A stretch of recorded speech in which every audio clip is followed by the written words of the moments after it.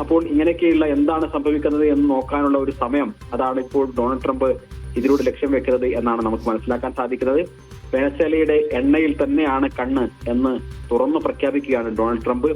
അവിടെയുള്ള എണ്ണ വ്യവസായം ഒരു പരാജയമാണ് എന്നും അടിസ്ഥാന സൗകര്യങ്ങൾ ശരിയാക്കാനും അതേപോലെ തന്നെ രാജ്യത്തിന് പണമുണ്ടാക്കാനും വലിയ US കമ്പനികൾ അവിടേക്ക് പോകാൻ ഒരുങ്ങുന്നു. US കമ്പനികൾ എങ്ങനെ നീക്കം നടത്തും, എപ്പോഴായിരിക്കും എന്നുള്ള പദ്ധതിയെ കുറിച്ച് എന്താണ് അമേരിക്ക ലക്ഷ്യമിടുന്നത് എന്നതിനെ കുറിച്ച് എണ്ണ കമ്പനികളുമായി ബന്ധപ്പെട്ടുള്ള കാര്യങ്ങൾ എന്തൊക്കെയാണ് വ്യക്തമാക്കിയത്?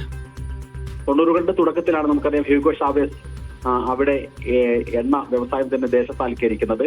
അതോടുകൂടി അവിടെ നിന്നും US എണ്ണ കമ്പനികൾക്ക് നാടുവിടേണ്ടി വന്നു.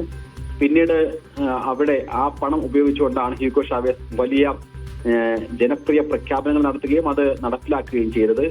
അതോടുകൂടി അമേരിക്കയുടെ കണ്ണിലെ കരടായി വെനസ്വേല മാറുന്ന കാഴ്ച നമ്മൾ കണ്ടു. ഇപ്പോൾ ഏതായിരുന്നാലും അതിന് പകരം വീട്ടുകയാണ് ഡൊണാൾഡ് ട്രംപ് ചെയ്യുന്നത്. വൻതോതിൽ നമുക്കറിയാം ലോകത്തിൽ നിന്ന് ഏറ്റവും കൂടുതൽ എണ്ണ ഉള്ള ഒരു രാജ്യം, എണ്ണ സമ്പത്തുള്ള ഒരു രാജ്യം, അവിടേക്ക് ഇറാനും റഷ്യയും ചൈനയും എല്ലാം കടന്നു വരുന്നതിനെയാണ് യഥാർത്ഥത്തിൽ അമേരിക്ക ഭയപ്പെട്ടിരുന്നത്.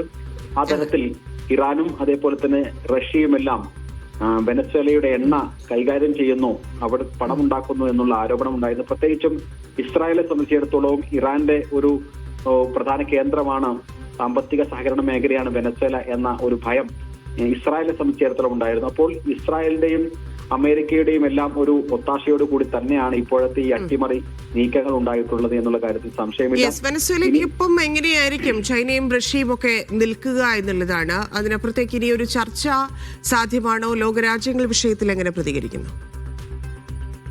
നമുക്കറിയാം അമേരിക്ക എവിടെ അധിനിവേശം നടത്തിയപ്പോഴും അതിന്റെ കൈക്ക് പിടിക്കാനൊന്നും വേറെ ഒരു രാജ്യവും നമുക്കറിയാം ഈ USSRന്റെ എല്ലാം തകർച്ചയ്ക്ക് ശേഷം ഉണ്ടായിട്ടില്ല എന്നുള്ളത് നമ്മൾ കണ്ടതാണ്.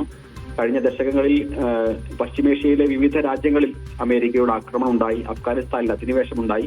അപ്പോഴൊന്നും തന്നെ അതിനെ തടയിടാനുള്ള ഒരു ലോകക്രമം നിലവിലില്ല. അതുകൊണ്ട് തന്നെ ചൈനയോ റഷ്യയോ അല്ലെങ്കിൽ ഏതെങ്കിലും നിലവിലുള്ള അമേരിക്കൻ രാജ്യങ്ങളോ ഒന്നും തന്നെ ഇപ്പോഴത്തെ US-ന്റെ ഈ നീക്കത്തെ തടയിടാനുള്ള ഒരു നീക്കവും നടത്തും എന്ന് നമ്മൾ പ്രതീക്ഷിക്കുന്നില്ല. സ്വാഭാവികമായും പ്രതികരണങ്ങൾ ഉണ്ടാകും, അതേപോലെ തന്നെ പ്രസ്താവനകൾ ഉണ്ടാകും. അത് അമേരിക്കയെ എതിർക്കുന്ന രൂപത്തിലായിരിക്കും. പക്ഷേ അവരാരും തന്നെ ഇപ്പോഴത്തെ ഈ സാഹചര്യത്തിനെ മറികടക്കാൻ പറ്റാവുന്ന, അതായത് അമേരിക്കക്ക് പറ്റാവുന്ന ഒരു പാവ സർക്കാരിനെ സ്ഥാപിക്കുക എന്നുള്ളതാണ് ഇനി നടക്കാനുള്ളത്. ആരായിരിക്കും ആ നേതാവ് എന്നതിൽ മാത്രമേ ഇനി നമുക്ക് ചർച്ചകൾ നടത്തേണ്ടതുള്ളൂ.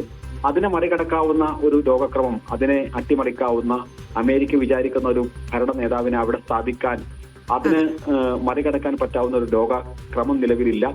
ഇനി വെനസ്വേലയിലെ ജനങ്ങൾ എങ്ങനെ പ്രതികരിക്കുന്നു എന്നുള്ളതും വളരെ പ്രധാനമാണ്. ശ്രീ താജ് ആലുവ ചേരുന്നുണ്ട്, വിദേശകാര്യ വിദഗ്ധർ. ശ്രീ താജ്,